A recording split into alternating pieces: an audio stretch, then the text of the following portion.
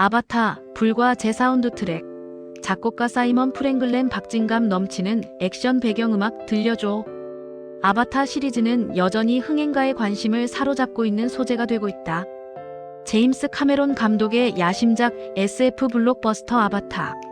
2009년 12월 개봉 당시 잊혀졌던 영사 방식인 3D로 공개되면서 시각적 혁신이라는 찬사를 받는다. 영화는 당시 스크린에서 볼 수 없었던 가장 진보적이고 실감나는 시각 효과를 선보였다. 3D 영상과 모션 캡처 기술을 전례 없는 수준으로 끌어올리는 공적을 세운다. 2010년 진행된 아카데미 어워드에서 촬영, 미술 감독, 시각 효과 등 3개 부문을 차지한다. 전 세계적으로 약 29억 달러의 수입을 올리면서 영화 역사상 가장 상업적으로 성공한 영화 중 하나로 자리 잡는다. 1부 아바타 이후 13년 만에 2부 아바타, 물의 길이 흥행가를 다시 녹화하게 된다. 1부에 이어 2부가 공개되면서 근 10년이 넘는 시간이 흐르는 동안 오리지널 영화를 둘러싼 분위기는 눈에 띄게 바뀌었다. 이례적으로 긴 개봉 간격은 관객들의 열정을 유지하기 어렵게 만들었다. 비평가들의 반발이 거세지기 시작했다.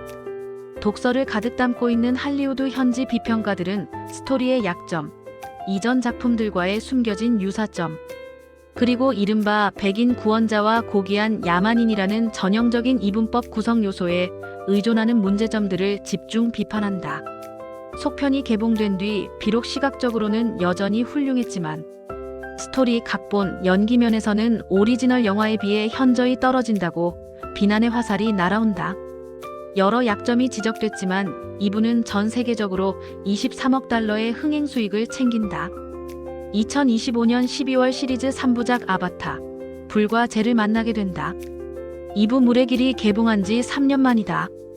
3부는 2부 사건으로부터 불과 몇 주 후를 배경으로 진행된다.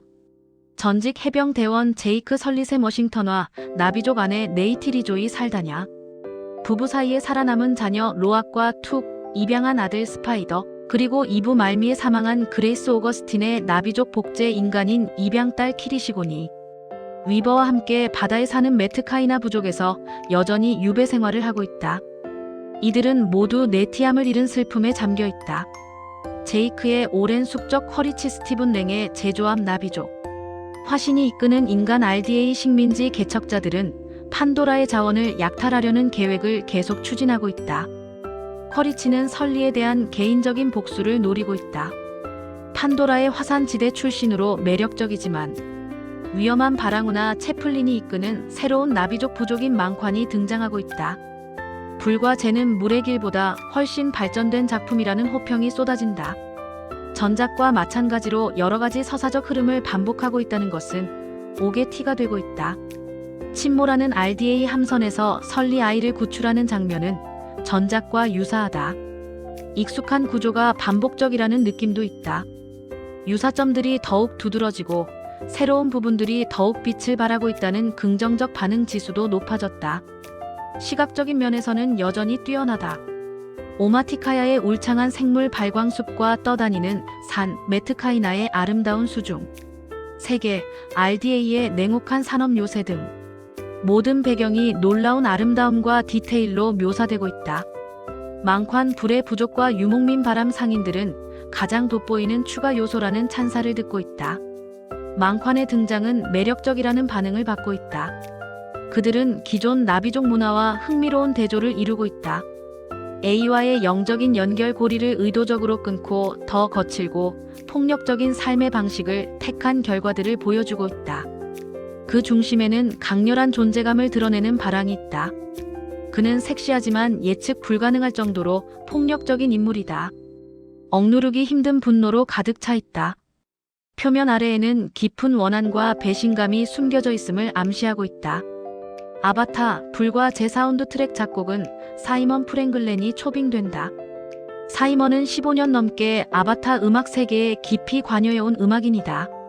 전작 아바타에서는 전자음악 편곡자로 크레디트에 이름을 올렸다. 2015년 제임스 호너의 비극적인 사망 이후에는 테마파크, 판도라, 아바타의 세계를 위해 호너의 유작 음악 각색 작업을 맡았다. 물의 길로 제임스 카메론과 팀업을 이룬 바 있다. 프랭글렌은 선배 제임스 호너의 음악적 DNA인 친숙한 프레이징, 하모니, 기법, 그리고 특정 테마를 반복시키는 방식을 계승하고 있다. 3부 아바타, 불과 재를 통해 프랭글렌은 기존 테마 레퍼토리를 확장했다고 밝힌다. 모든 테마곡은 스릴 넘치는 액션 어드벤처 시퀀스에 매끄럽게 일치시키고 있다. 후반부 3분의 1은 거의 20분 동안 배경음악이 긴장감을 끊임없이 이어주는 효과를 조성해주고 있다. 메인 테마는 더 퓨처 앤 더 패스트이다. 프랭글렌은 애초 조이 살다냐가 부르도록 작곡했다고 한다. 최종 편집에서 삭제된 나비족 애도곡 멜로디를 기반으로 수정했다고 한다.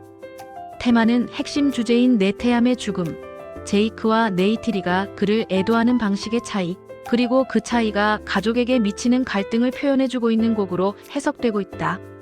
네이티리는 분홍빛 피부를 갖고 있는 이들에게 인종차별에 가까운 증오심을 드러내고 있다. 이런 감정을 표현하기 위해 프랭글렌의 테마는 제이크와 네이티리가 감정적으로 멀어지는 것처럼 서로 멀어지는 두 개의 선으로 구성했다고 한다. 주요 신곡 테마는 거대한 부유식 갤리선을 타고 하늘을 누비는 유목민, 나비족 윈드 트레이더를 묘사하기 위한 곡이라고 한다. 프랭글렌은 윈드 트레이더를 고대 페니키아 상인들을 연상시키는 인물로 묘사하고 있다. 오마티카야 족과 메트카이나 족보다 더 세련되고 박식하다고 평가했다. 그의 음악은 이러한 특징을 반영하여 1930년대와 1940년대 할리우드 모험 영화의 박진감 넘치는 악보에서 의도적으로 영감을 받았다고 한다. 윈드 트레이더가 화면에서 음악을 연주하는 장면이 나오기 때문에 프랭글렌은 그들의 문화에서 영감을 받아 여러 가지 오리지널 악기를 제작했다고, 배의 돛과 같은 재질로 만든 북, 돛줄로 만든 현악기 등을 동원했다. 이들 악기들은 소품팀에서 대형 3D 프린터를 사용하여 특별하게 제작했다고 전해진다. 프랭글렌은 망판을 혼돈의 대리인으로 묘사하고 있다. 이를 위해 프랭글렌은 몽골의 이언첼로와 같은 현악기인 모린 쿠르를 사용하고 있다. 그가 몽골을 방문했을 때 몽골 민족에게 가장 중요한 악기 중 하나라는 정보를 듣게 된다. 몽고 악기 소리를 중심으로 음악적 질감을 만들어냈다고 한다. 그 결과 탄생한 테마는 전통적인 멜로디라기보다는 강렬한 불협화음으로 이루어진 인상주의적인 느낌을 주고 있다. 망관 부족의 본질적으로 파괴적인 본성을 반영하는데 몽고 전통악기가 적절하게 활용된 것이다. 프랭글렌은 물의 길에서 처음 소개했던 여러 아이디어들을 다시 적극 활용하고 있다.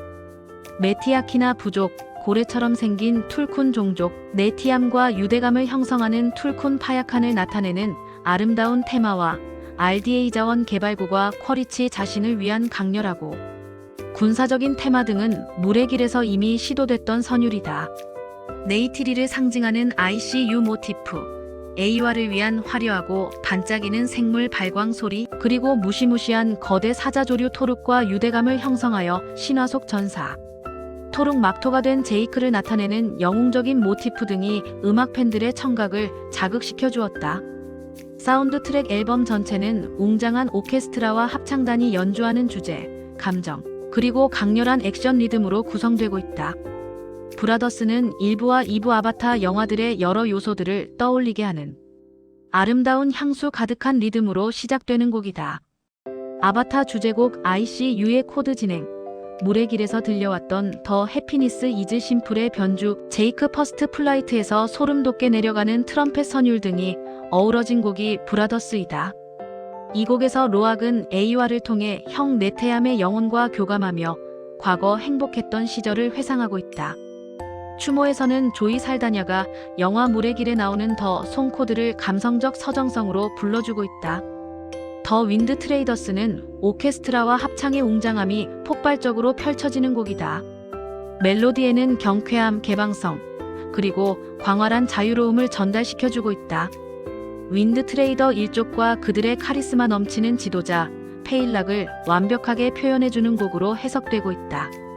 프랭글렌이 선배 제임스 호너가 아바타 사운드에서 확립한 타악기와 민속적인 보컬 질감을 새로운 테마와 결합시킨 방식이라고 한다. 더 윈드 트레이더스를 유심히 듣게 되면 제임스 호너가 영화 마스크 오브 조로에서 작곡한 사랑의 테마를 떠올리게 한다. 더 윈드 트레이더스에 이어지는 카라반 앤 나이트는 내면을 성찰하고 사색하는 분위기 속에서 더 퓨처 앤 더 패스트 테마와 어울리고 있다. 고요함은 액션 장면의 배경곡 몽환 공격을 통해 깨진다. 윈드 트레이더 갤리온에 대한 공격을 강조하는 애쉬 테마가 처음으로 들려오고 있다. 거칠고 굵은 애쉬 테마는 공중에서 쏟아지는 맹렬한 포화와 함께 격렬한 리듬으로 구성되어 있다. ICU에서 들려주었던 네이티리 모티프, 제이크의 영웅 테마, 로악의 새롭게 확장된 테마, 그리고 윈드 트레이더 테마 등이 모두 금관악기 액션 모드로 짧게 들려오고 있다. 윈드 트레이더 갤리온이 땅에 추락하고 가족이 뿔뿔이 흩어지는 비극적인 순간, 더 패밀리 테마가 울려 퍼지고 있다. 프랭글렌의 액션 음악 작곡은 탁월하다는 반응을 얻는다. 팝 전문지 롤링스톤은 작곡가 프랭글렌은 제임스 호너처럼 리듬에만 의존하기보다는 멜로디를 중심으로 액션 장면을 구성하고 있다. 음악은 활기차고 추진력이 넘치고 있다. 다른 현대 액션 영화 음악에서 흔히 볼 수 있는 진부하고 반복적인 오스티나토를 피하고 있다. 대신 밀도 있고 독창적이며 전문적으로 편곡된 음악은 전체 앙상블을 예상치 못한 창의적인 방식으로 활용하고 있다. 불과 재를 통해 단순히 기교를 부리는 것이 아니라 이야기의 흐름을 반영하여 관객들이 등장, 인물 간의 상황 변화와 각 순간의 감정적 무게를 느낄 수 있도록 음악 선곡을 하고 있다는 찬사를 보내고 있다.